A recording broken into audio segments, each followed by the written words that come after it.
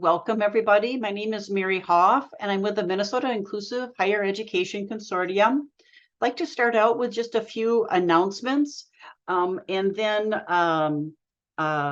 Cate and I will get us started. First of all, we have a few acknowledgements from the University of Minnesota. We'd like to do a land acknowledgement that the University of Minnesota stands on the rightful homelands of Indigenous peoples. It is their current and continued displacement that allows the University of Minnesota to remain today. At ICI, we also like to affirm our commitment to address systemic racism, ableism, and all other inequities and forms of oppression to ensure inclusive communities. Today, I'd also am happy to share the funding statement. The funding for the development of the Inclusive Higher Education Technical Assistance Center was secured in the Higher Education Omnibus Bill during the 2023 Minnesota legislative session. The Minnesota Office of Higher Education will provide the funding through a contract with the Institute on Community Integration at the University of Minnesota to establish the TA Center, with the purpose of creating access to self-sustaining post-secondary education options across the state for students with intellectual disabilities to earn post-secondary credentials. I'm happy to announce that the TA Center contract is in place and the TA Center director position search is in its final stages. I would also like to have you just be aware we are planning the MIHEC January Community of Practice Gathering with Martha Mock. It'll be individualized for Minnesota. Martha is from the Inclusive Higher Education Accreditation Council, and the gathering topic is the National Accreditation Standards for Inclusive Post-Secondary Education. So please watch for, we'll have an upcoming announcement with the specifics in terms of gathering date and registration. We also welcome your input for any future gathering topics that are of interest to you. Also, would like Diana to go ahead. She's going to drop a link in the chat. Think College has some upcoming webinars that may be of interest. The beginning of December is the first of a two-part series webinar on the National Accreditation Center, or excuse me, the National Accreditation Standards. And that also may be something that you would like to check into. And I'm really looking forward to today's conversation with our panelists. Cate, Jennifer, Cammie, and Chad all have experience with the CTP application and approval process. I want to thank them for their willingness to share their experiences with us. Throughout this gathering today, you may ask your questions in the chat or by raising your hand. We'll have time after Cate's presentation and during the panel discussion and for questions and conversation. Cate and I are going to get started, and then we'll shift into the panel discussion. The comprehensive transition and post-secondary program designation opens the door for students with an intellectual disability to be considered for federal financial aid, and in the state of Minnesota, the state financial aid. The Minnesota statute specifies that Minnesota students with an intellectual disability who attend an eligible Minnesota institution of higher education with that CTP designation are eligible for Minnesota grants and scholarships, including financial aid like the Minnesota Grant and the recently passed and established North Star Promise scholarships. At MIHEC, we believe that the CTP designation is an essential component of high quality inclusive higher education initiatives. The CTP is aligned with the national accreditation standards. It is part of the MIHEC framework to expand high quality inclusive higher education initiatives that are both financially accessible as well as accessible to a diverse population of Minnesotans with an intellectual disabilities. The CTP designation will also be part of the upcoming competitive grant RFP requirements. We believe that for Minnesota colleges and universities to establish self-sustaining, high-quality, inclusive higher education initiatives, they need to obtain that CTP approval. And now Cate will provide an overview. Thank you very much, Mary. Yes, I'm always excited to talk to folks who are interested in becoming approved as a comprehensive transition post-secondary program. This was such a pivotal an important change in the Higher Education Act back in 2008 that created these kinds of programs and opened the door to federal student aid for students with intellectual disability who may not have had access before. So it was such a meaningful and important step forward. And so then it's just that much more important that people, go for this designation, as Mary said, and have that financial aid available to students who are attending their program. And I'm going to tell you a little bit about, let's move to the next slide, to the agenda slide. So I'll tell you a little bit about what a CTP program is. I will go over that very quickly because I'm feeling like maybe everybody here knows those basics, but just in case and to lay the groundwork. Mary already gave some really compelling reasons as to why you should apply to be a CTP, and I'll throw my own ideas in there as well. And we'll also talk about, and then we'll get down to the nitty gritty. What are the steps to becoming a CTP program, and some ideas that we've been sharing. The National Coordinating Center, of which I am the director, has been doing technical assistance to programs applying to become CTP program approved for 11, 12 years. And so we have learned some things from them about what it takes, and we have some tips to share. And then just in case it's interesting, what happens when you are approved. So those are kind of the pieces that I'm going to go over for you. So let's move on to the next slide. As I mentioned, as I got started speaking, the CTP, or Comprehensive Transition Post-Secondary Program, was first defined in the Higher Education Opportunity Act of 2008. And this is the first time that the Higher Ed Act had any language around students with intellectual disability. And so as part of what we commonly call the ID provisions in the Higher Education Opportunity Act is this definition of a comprehensive post-secondary program. So you can see here that this is the definition that we're all working from. And this is the definition that your application will have to articulate how you are implementing this definition at your college or university.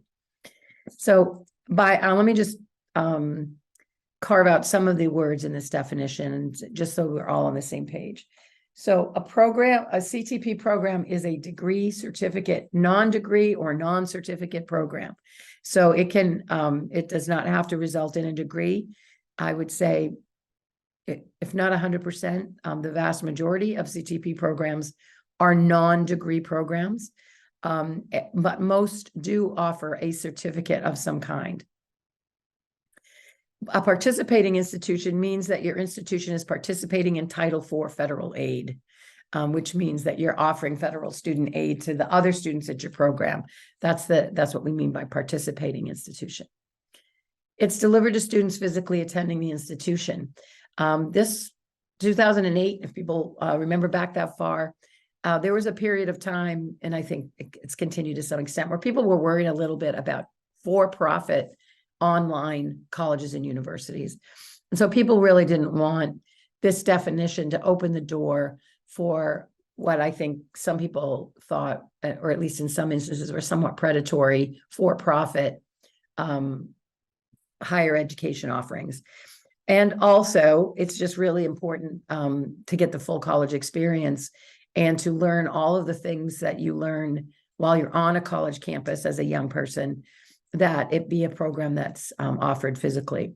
One of the questions we get a lot these days, since online learning has become even more prominent since COVID, it is allowable for you to have, for a student to take an online course. Sometimes the class that they want to take, it's only offered online. Those kinds of things are perfectly allowable.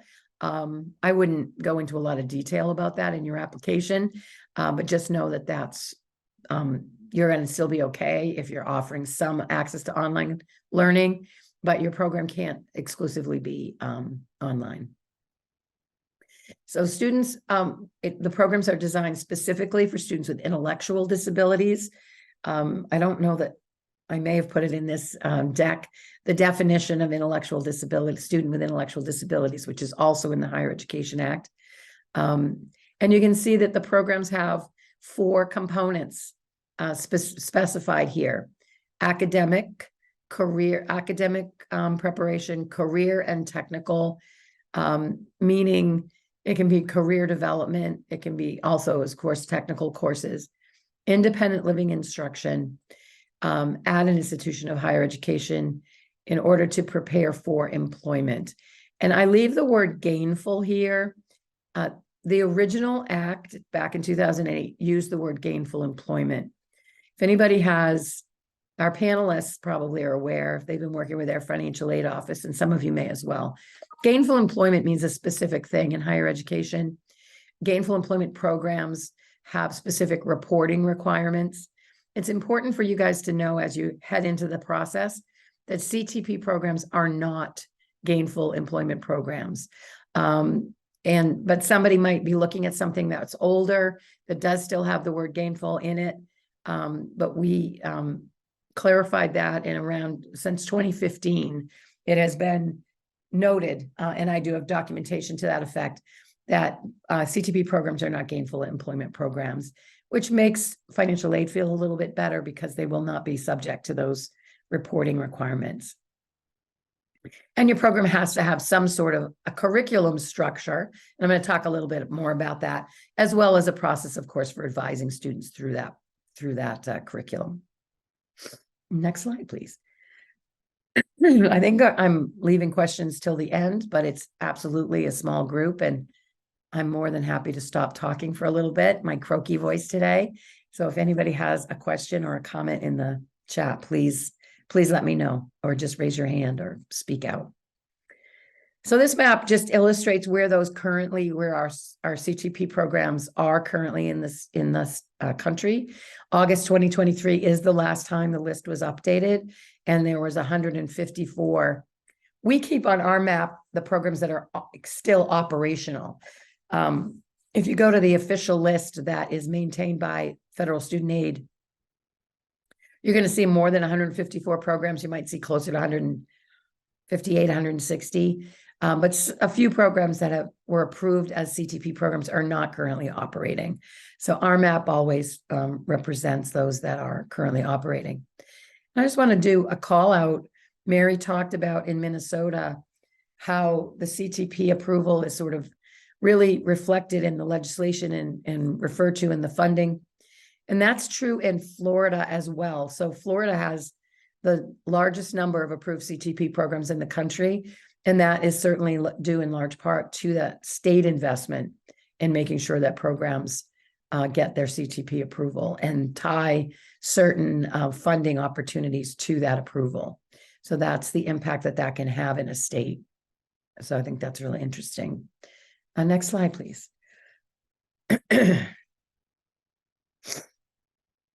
So this is what happens when you are approved as a CTP program, as far as the access to federal student aid that your students with intellectual disability will have.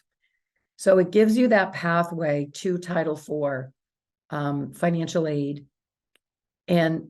But very specifically, I have this on a later slide, so I'll reiterate, but there's only certain types of federal student aid that are made available, and I'm going to cover that in a couple of slides. But it does give out an important pathway to access that aid for students who are financially eligible for it. So the most important thing to remember is that a CTP approval means that certain requirements that had been barriers to students with intellectual disability accessing federal student aid to attend college are waived. One is that students can be in a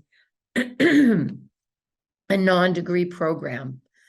You are not required to be working, as you noted in the definition of a CTP program. It can be a non-certificate program, but you definitely don't need to be working towards a degree, which is, or another way of saying that is being matriculated. So that is a typical requirement for federal student aid that is waived, as well as the requirement to have a high school diploma or GED or passed an ability to benefit test, all of which can also be requirements that other students are held to. And it also, very importantly, and in my recent work with people trying to get their CTP approval, and I'm interested in the stories that your panelists will tell you, this third part is the hardest part for people to wrap their head around. It expands the types of learning activities that are covered by financial aid. And I don't know, again, how many of the folks on the call here today have had any at all issues with this, but it is very hard sometimes for financial aid offices to understand that it isn't just the courses that students are taking for credit that are eligible for financial aid. So I have some tips about that later on, but that's something to definitely say to your financial aid office and continue to say, to make sure that you can say it and you can get at the questions that people might have about that. Because in my experience working with folks around the country, that is the one that is really gets to be the sticking point for people if there are any sticking points. So let's go on to the next slide, which illustrates just what I thought about and what I tell folks around why you should be a CTP program. It does obviously the financial aid access that we've already talked about.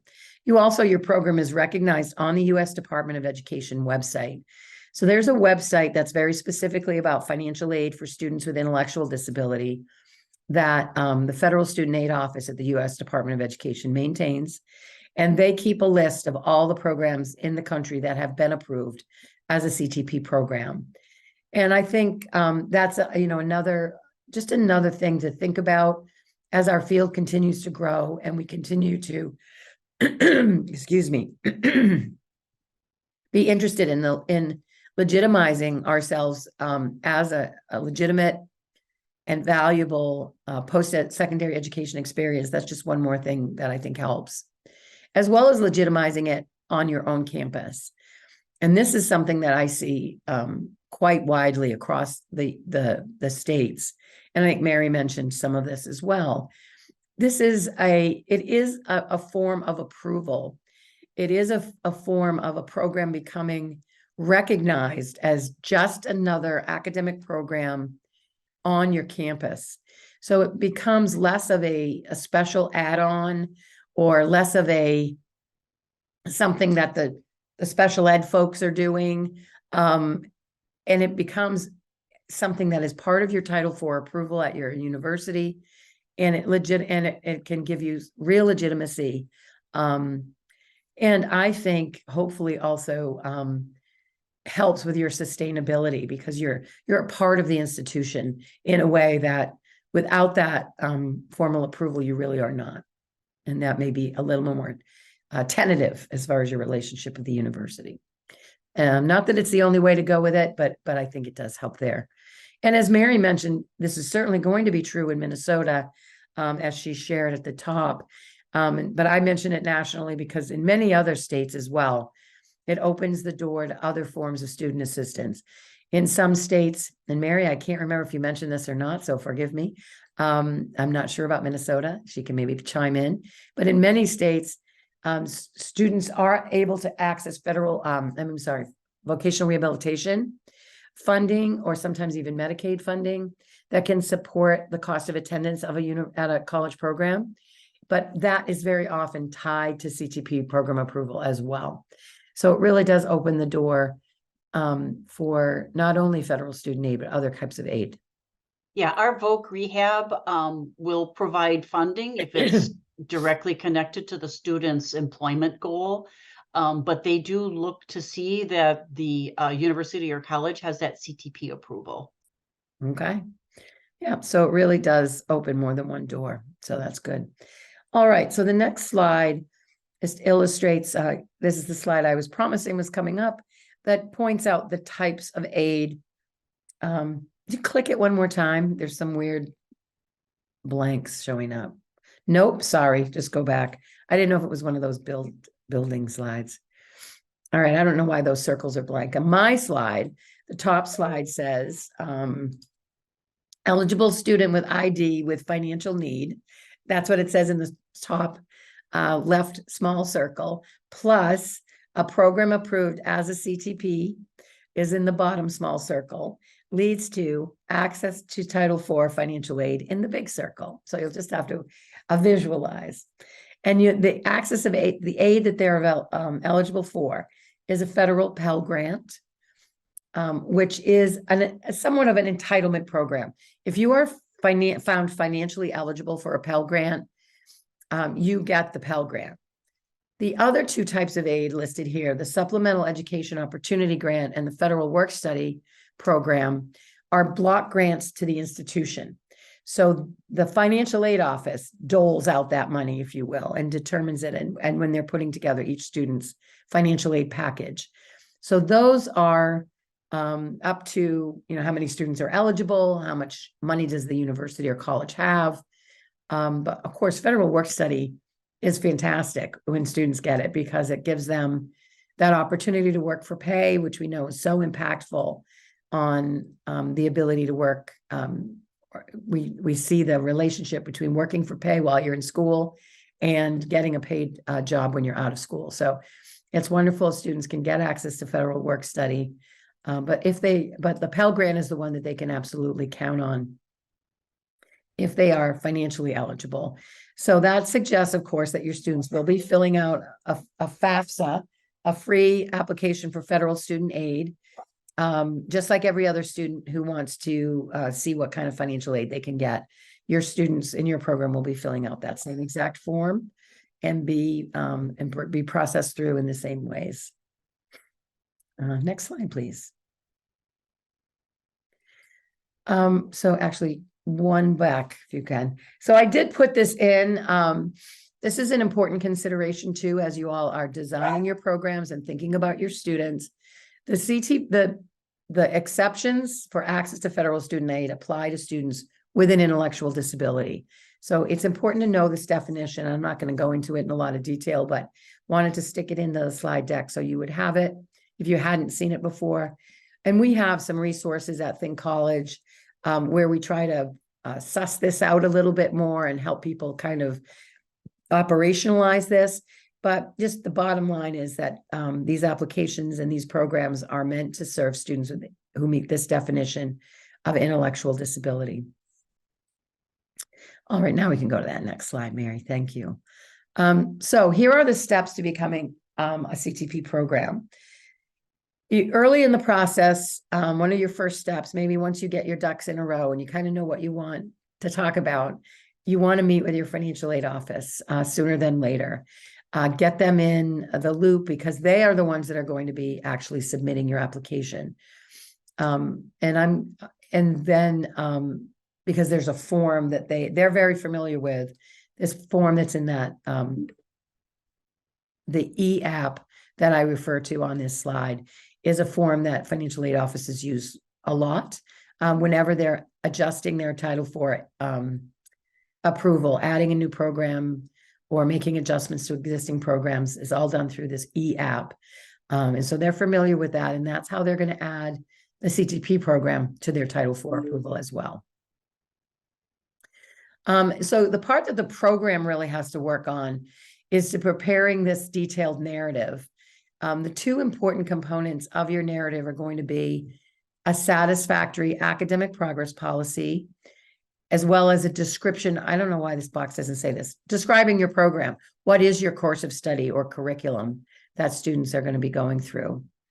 And there is a required letter to your institution's accrediting agency. Now, I knew I didn't have a lot of time today, and this I'm also already feeling like I'm talking too long and going into the weeds a little bit. So I want you to see this as kind of like, this is the steps. These are the steps to fill it out. But Think College, and as well as I'm sure Minnesota, your colleagues that are here on the call today, we can help you, as you get into this to dive deep into each one of these sections and to talk through each one. And I'm going to tell you about a resource we have at Think College that I think might be really helpful. But this gives you the big picture of what you're going to do. You're going to work with your financial aid office. You're going to create a narrative that describes the program in some detail so that the reviewers can see that you are meeting all of those requirements as listed in the definition in the Higher Ed Act. You are going to notify your college's accrediting agency with a letter. The college's accrediting agency does not need to approve it, reply. They don't have to acknowledge your letter. You just have to send a letter. And then your financial aid office is going to fill out that e-app, adding your CTP program. And then you're going to email the remaining application materials. And then you're going to wait. So that's the process. The folks who have been through it will tell you much more about how they managed all that and how long each one of those steps took. But that's the general idea. Next slide, please. So I've shared on the next 2 slides a couple of just some strategies that I've learned over the years working with folks on writing a successful application. So we do provide you with, Think College has created an application template. I made this template years ago, and it's based on how I also learned how to write grants that hopefully get funded. When you're writing something and people have to review it and they have a checklist, did they do this? Did they do this? It's really helpful if everything's in the same order as the checklist. Then they don't miss anything. So that's the idea behind our template, is that this is based on the checklist the reviewers will be using, and it's in the order that they'll be looking for those things. So hopefully it makes it that much easier for them to find every part of your application where you address those important components or required components. You're going to want to make sure that you specify all the learning activities that students are required to do to earn the credential or to complete the program, including not just your academic courses, but you remember there's independent living skills. There's getting ready for careers and other technical skills, preparing for employment or having employment opportunities. So all of those pieces become part of the learning activities for your program, and you want to specify all of those. So you not only include inclusive college courses, but also all the other learning activities that students will participate in. You're going to want to state the time required to earn that credential or to complete the program in either credit hours, equivalent credit hours, or clock hours. So it's any of those are acceptable, but they do want to know how many weeks a semester and how many hours a semester as well. And you are going to provide a satisfactory academic progress policy. Every university has a satisfactory academic progress policy already. So most people look at that policy and determine if it needs any kind of adjustment in order to apply it to the students in their program. Next slide. So here are some things that I made this slide just knowing some things that people that I've worked with that has tripped them up. Meet with that financial aid office early. Make sure they understand all of those CTP program exceptions that I went over earlier. And, be open. Really try to find out what the concerns are, if any. Like some financial aid offices are amazing. I imagine some of the people on the panel will talk to you about a wonderful collaboration. And that happens a lot of times. They really want to help. They really understand the program is super important, and they'll use their knowledge and skills to help you really shepherd it through and write the best application. But other times, financial aid offices really don't fully understand what a CTP program is, or that these exceptions really are okay and they're not going to get in trouble. So make sure that you figure out those concerns earlier than later, because I have worked with a few too many programs where they thought everything was fine. And then when it went to get, they were just going to push the button to submit, all of a sudden, all kinds of concerns started coming up that hadn't been addressed earlier. Make sure you understand very clearly what the length of your program is in both weeks and hours. This is something that has tripped some people up recently. And if you get to this application, we can work with you. It's not hard, but it's just something you want to be really clear about. And finally, and here's another exception that puts CTP programs outside the norm of other kinds of even certificate programs that universities might have. There's no specified number of weeks or hours that a program must have to be considered a full-time program. And so that's a really important thing for everybody to understand as well, so that because your college or university will determine if it is a full-time program or not. And that has implications, as many or all of you may know, for the size of the Pell Grant or financial aid package that a student will get. Because a Pell Grant is based on the status of the student as far as being full-time or part-time. So if you want your student to get a full-time Pell Grant or the full Pell Grant, they need to be attending a full-time program. Okay, well, that was a lot to take in, but here's something that I hope will help you when you actually get to doing this within your college or university. We have an online module that walks you through every step of the way of a comprehensive transition post-secondary program approval. So here's where you'll get that template. You can download it from this online module. This is a completely free, fully accessible module that's on the Think College website. I've put the link to it on the bottom of this slide. And it looks like Diana has also put that in the chat. So we hope this is really helpful. I know dozens and dozens of individuals have used it to help them as they go through enter this process. And when we hear that something is confusing or not quite clear, we try to improve it. In fact, I'm uploading a newer version of it, if not sometime this week, that I hope will help to clarify some things that people are struggling with. So we're always, and this is a self-serve version, but we're also fully available at Think College, again, at no cost. We'll talk you through your CTP application. We'll meet with you regularly if you need it. We'll put you in touch with other people who have written CTP applications. We will read your CTP program application and make comments if you'd like us to. So we're here to help you. It's very important to the National Coordinating Center that this opportunity be available to more students around the country. This financial aid accessibility becomes greater. So we're definitely here to help you in any way that we can to get your application approved. And we'll work with you if by any chance you have a glitch. It sounds like Jennifer did a little bit. You know, you can contact us if you're having, because people may come back with some questions about your application once you've submitted it. So if at any point along the process, you know, we're here to help. So I just want to make sure you know that. And then my final slide just highlights, you know, once you have it, once you are a CTP program, you are going to, again, work with your financial aid office.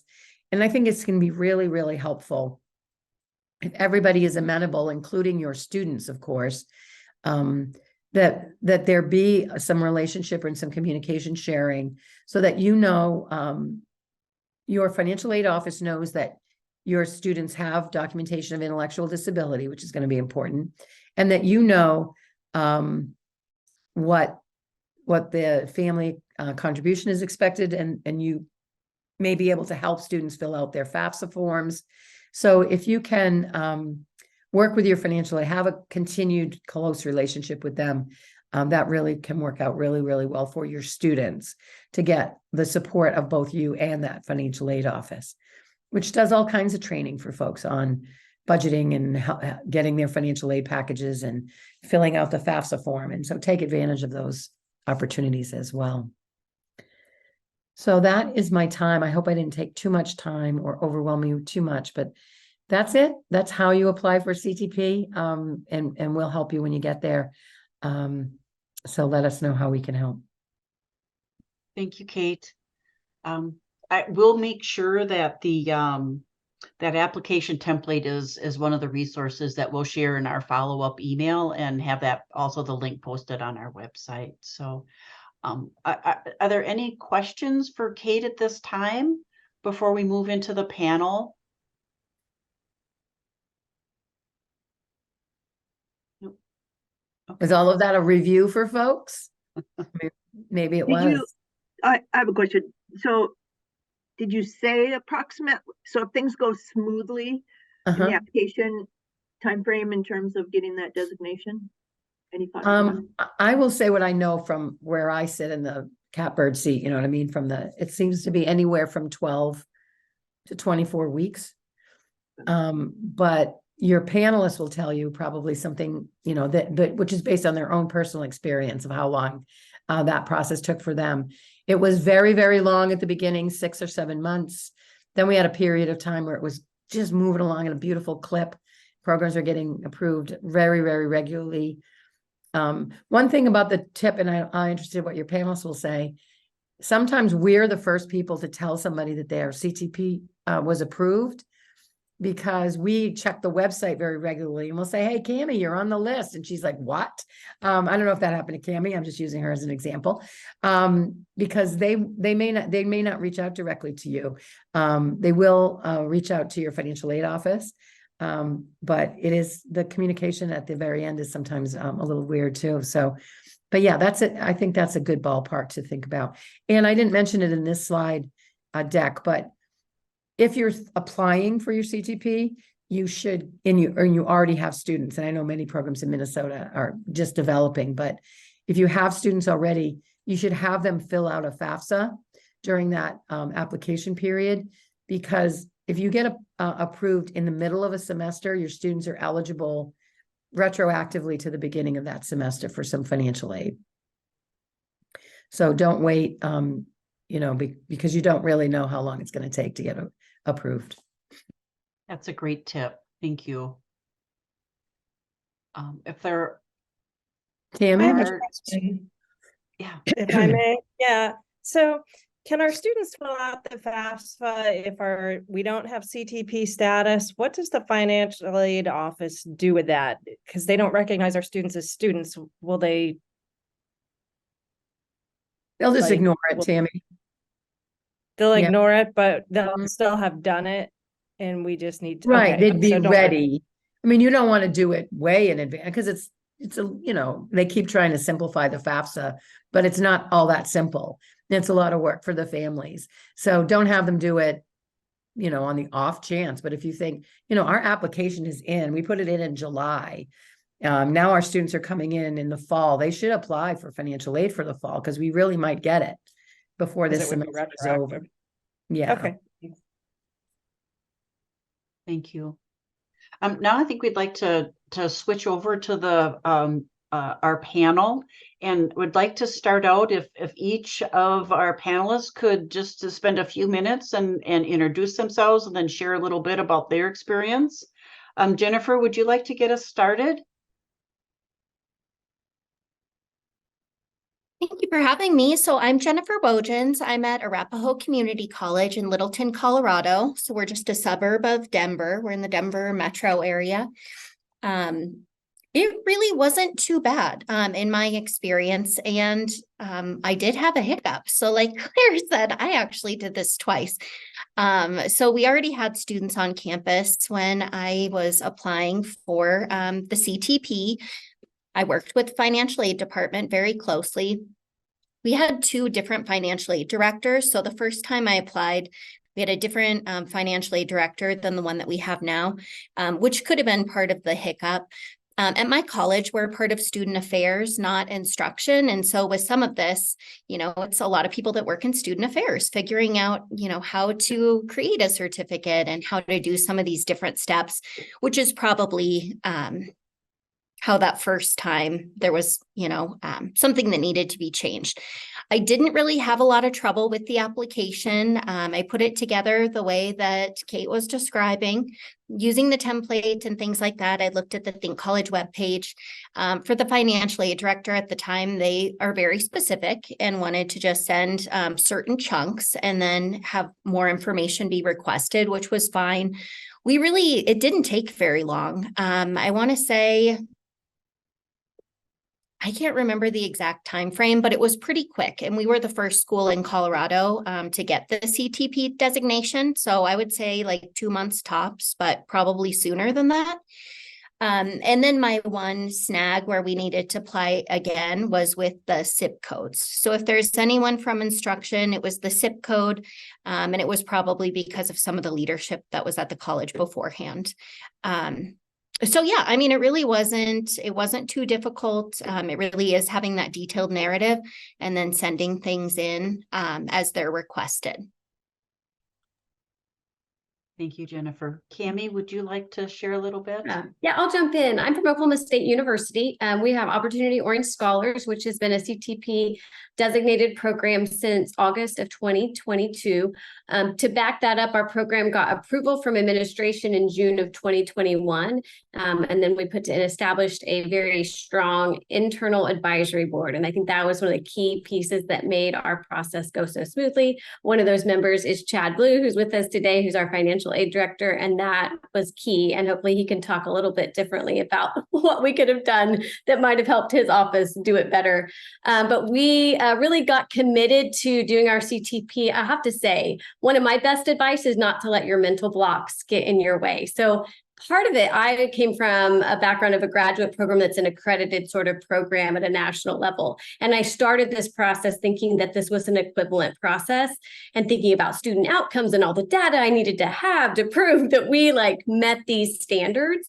And when I met with Cate and I got the CTP template, and I really realized, okay, there's 0 points for originality in this and paint by number. So use that template that Cate and Think College have developed and just fill out that step by step. And don't overthink that it has to be this pretty grant language that's innovative and unique. It really is. They're wanting you to just tell them how you meet those standards. So when I made my shift from, okay, this isn't an accreditation, this is a designation for financial aid eligibility, saying that we meet national standards, that was a really big shift for me that really helped that process. I would say definitely have a team leader on that. So we have a team of us that developed the program, but we assigned me that job. And then I really devoted time each week to paint down a different number. So I would just start off and go through that process to work through that application. And so I really think that was helpful. And then we had my team of reviewers. One of those was Chad. So I'd send the financial aid director, right? Here's this satisfactory academic policy. Does this look good? And back to no points for originality. The goal really is to make this as equivalent as possible of a process to all the policies and protocols of your university. So go get your SAP and adjust it to your program as necessary to meet the needs and supports of your students for your program. But you don't need to develop a whole new satisfactory academic policy. You don't need to develop a whole new process for doing a lot of the things that your university already does. And so going and finding those policies and then adapting them, making them plain language and accessible is really the goal. But again, don't worry about being original in that process. Another thing that I really kind of felt was really helpful in that process, we also had a really strong relationship with our registrar. And I feel like that was key that we haven't talked a lot about. But when I think about that process, that also really helped. I think a piece of this is the CIP also then associates with credentials and how students are put in by their registrar for our program. So not only does this have some implications for mostly implications for financial aid, we've also seen the CTP be a key kind of, as we kind of talked about, recognition at the university level that this is a program that the university is committed to, and the inclusion and integration that's required of that program is kind of embedded in that. What was some other, the one thing that Cate talked about was the letter of accreditation. So that was something that you might get with your OSU has an accreditation officer liaison. So I didn't ever have any reason to ever be involved with that individual before. So figuring out who that person is, I actually would treat it more like an appendix to a research article or an abstract to a research article, write it last. That's how I did it. I think originally I would have thought I needed to get that letter really soon, but since I don't need a response from my accreditation, sometimes for me, it was more helpful to already have the whole application and cut and paste the specific parts of that application. So that somebody might disagree with that approach, but I felt like that worked really well for us to say, hey, we're going to hold off on that.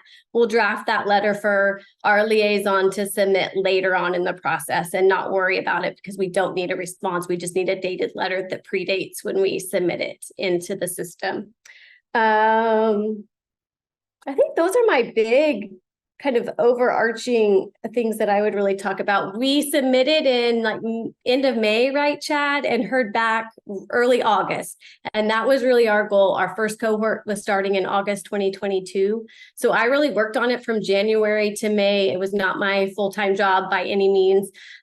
So, if you had somebody on it 40 hours a week, they could hammer it out much faster than that. But weeks, probably about an 8-week turnaround between submission and approval. And that's where Chad was super helpful. I mean, he know that system and who to contact. I'm a control freak, so I would email Chad, have we heard anything? And he knew who to contact and at least keep us up to date with that. But I'll hand it over to Chad now, because I think he might have a much more unique perspective on what could be helpful too. Thanks, Cami. So yes, I'm Chad Blue, Financial Aid Director at Oklahoma State. And yeah, Cate, you hit it many times in your presentation that working with the financial aid office is going to be key in this. And as Cami said, the registrar is also a very valuable partner. Luckily at OSU, we all work really well together.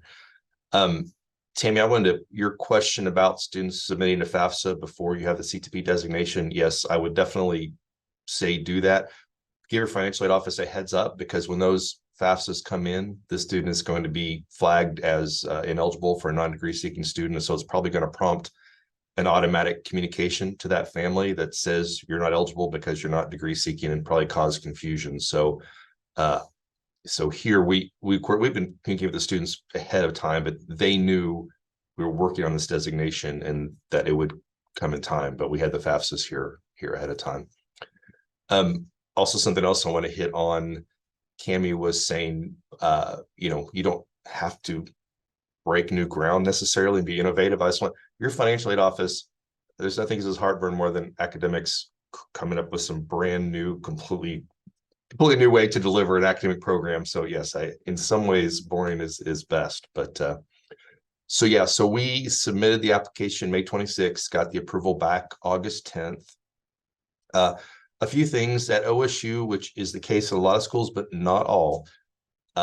We've really gotten on the certificate train, which means I am always reopening the app and updating our PPA, which means we're very familiar with the process here.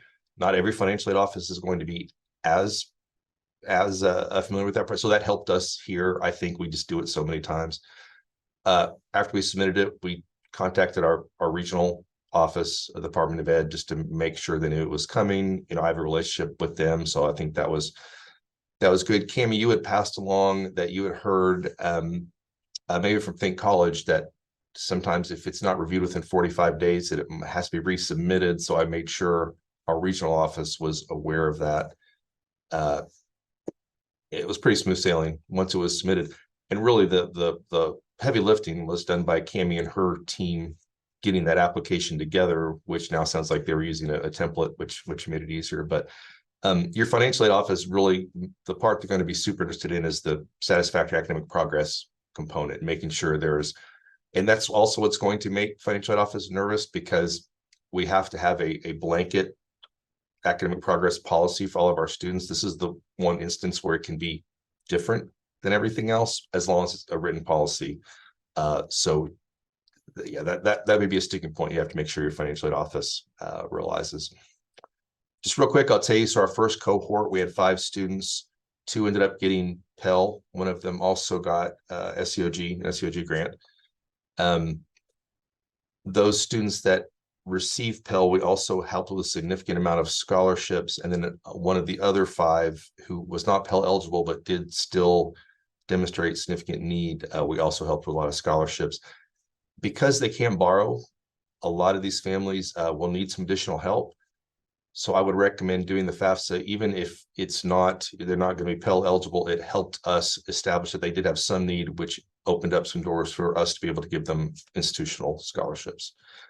The next cohort that came in this year, additional 5 students, 1 Pell eligible, 2 with significant need that we were able to give institutional awards. And those institutional scholarships, the Orange Opportunity Program has some scholarships that they've been giving. We have some that Institutional University also collaborated with us. So that's where that came from. I would think an important thing your financial aid office should be aware of is just monitoring these students and being regular communication with them, as it is it's a different process for them. They're often not sure what they qualify for, where they fit in. And then the last thing I would say, well, two things. We had to also work not only with the registrar, but also with the admissions office to make sure that we had a special designation in the student system that would work with our processes. So that's an important part. And then just everyone be aware, if you do any change to the program, number of hours, anything like that, it will require a new application.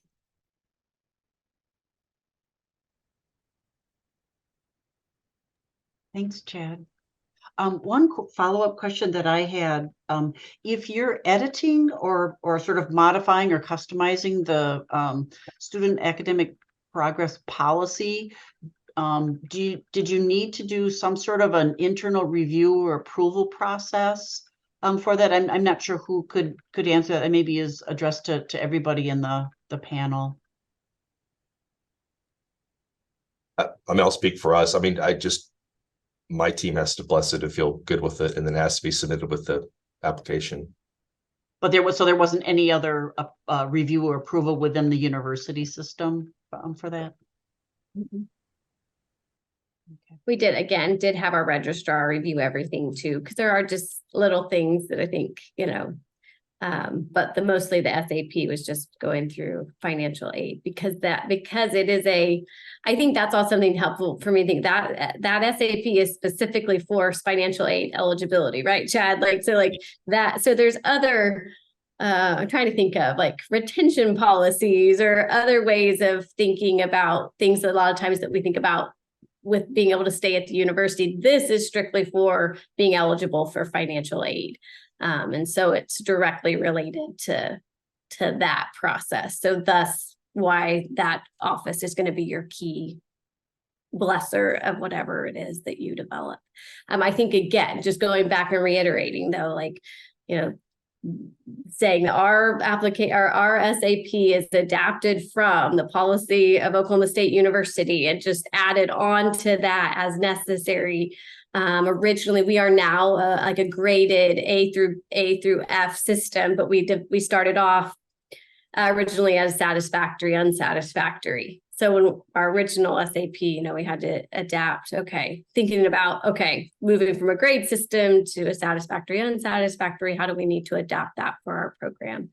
But that would also be something that we asked Chad when we went back to grades. Now, do we need to resubmit our CTP? The way we had written it, luckily we didn't have to, but that's another thing I would say is be as broad and specific as possible, right? Recognizing that any significant substantial change is going to require you to potentially resubmit through that process. So that's probably not helpful, but I was thinking that a lot of times as I was writing things, like what are the things that I could tweak here and we wouldn't require us to go back through the process. So another thing I've also thought about, Chad, was thinking about, we also have to be in communication with you at the end of each semester then, right? About that satisfactory academic policy, and did all of our students meet that satisfactory level, and making sure you're aware it's not just a piece of paper, but we need to also be in communication with you about that. And I think sometimes we didn't pull that string through and think about, we have to be honest by that, whatever that policy is, and making sure that we're updating your office on that, because it's a little different than just grades too, right? There's a lot of it that isn't just about a grade in a class, about that program. So it's a little unique. Are there any other questions that anyone else has? One other one that I had, just curious if you've had experienced any kind of issues or hiccups with the student eligibility for the federal financial aid once you had received that CTP designation, or once you had that because it's really more just an internal thing. It all works out really well.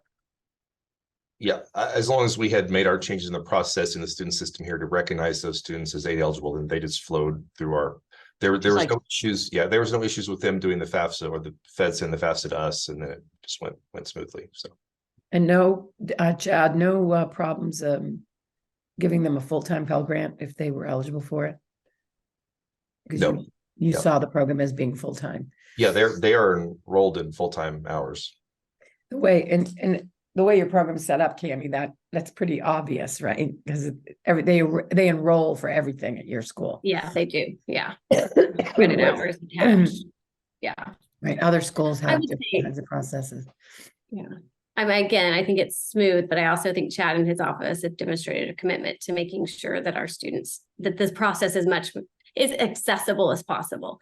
And that even goes to, you know, someone from Chad's office, if not Chad himself, comes to our new student orientation, sits down with each of our students and their families, Awesome. you know, and is making sure that they're kind of courted through this process. So it goes smooth, but they also have been committed to that. And I want to just certainly acknowledge that's been a key piece to it. And I think it's wonderful, Chad. I'm in love with you now, because any kind of director like this, it's really wonderful, but it goes to that, you know, relationship and that trust. And, you know, I'm not trying to sell you something. I'm not trying to get you to do something that isn't okay or that you don't feel comfortable with.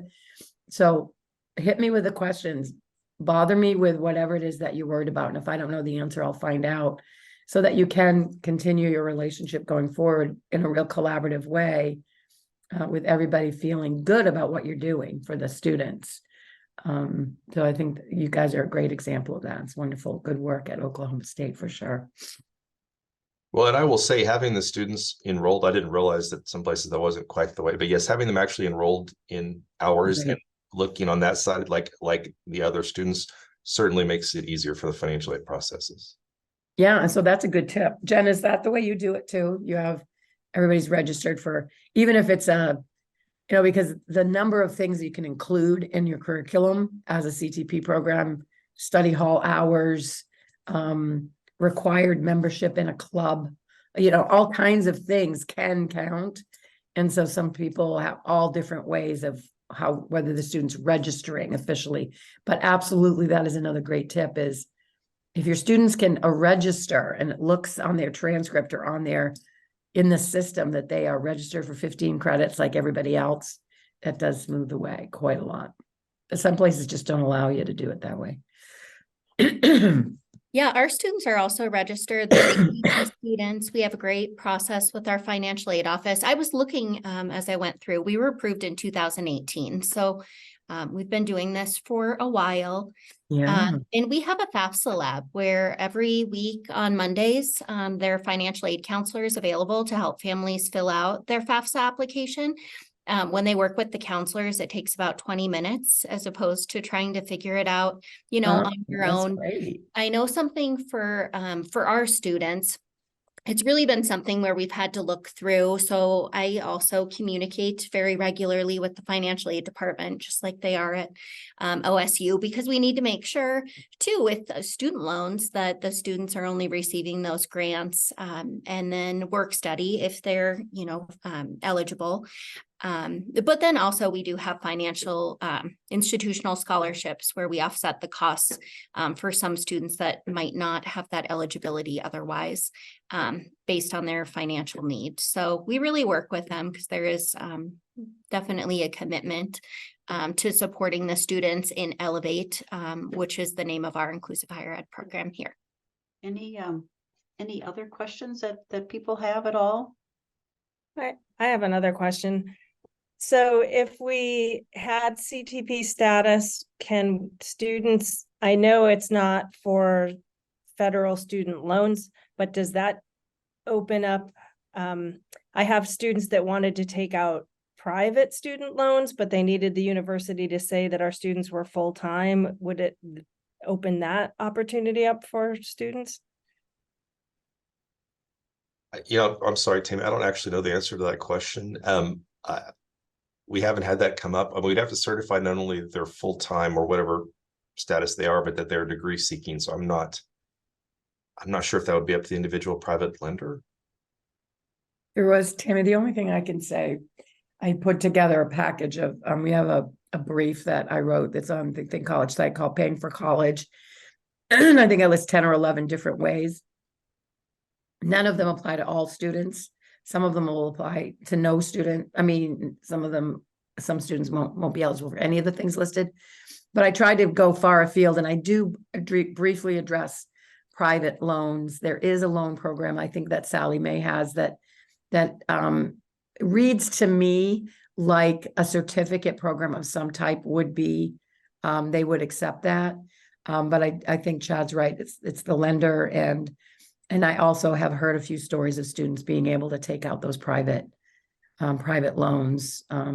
So I know it's worked in some places, but yeah, so there's a couple that you could look at.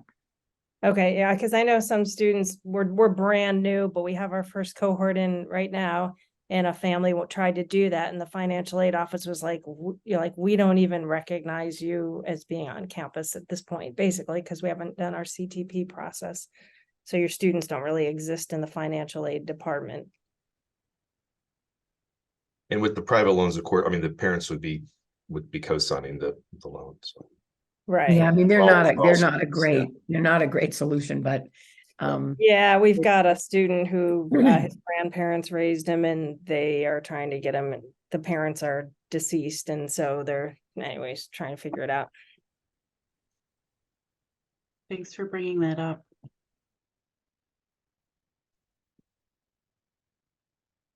If there aren't any other questions, we can kind of wrap up this portion